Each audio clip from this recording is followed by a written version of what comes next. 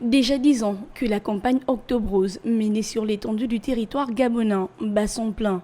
Objectif, combattre, réduire, voire même stopper la propagation des cancers féminins.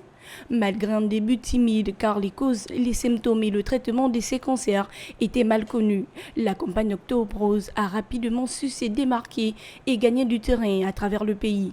De plus en plus de femmes, de filles et même d'hommes se sont concernés et ont été relayeurs d'informations autour d'eux. Ces 9 dernières années, le mois d'octobre a entièrement servi à la sensibilisation, au dépistage de masse, mais surtout à une prise de conscience collective sur les dangers réels de la maladie grâce à sa prise en charge. Sensibilisation et dépistage sont les maîtres mots de cette campagne.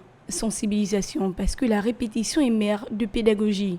Chaque année, les femmes et les filles de toutes les régions du Gabon sont informées au sein des structures sanitaires, dans leur milieu professionnel ou encore à travers les missions de porte-à-porte sur les cancers du sein et du col de l'utérus, notamment sur leurs symptômes, leurs modes de progression, leurs conséquences dans la vie des gens. Les campagnes de dépistage de masse viennent témoigner des avancées médicales de la prise en charge au niveau local des personnes atteintes de cancer. En effet, au Gabon, 80% des cancers du sein et du col de l'utérus peuvent être traités et guéris grâce à une détection précoce, d'où la nécessité de cette campagne.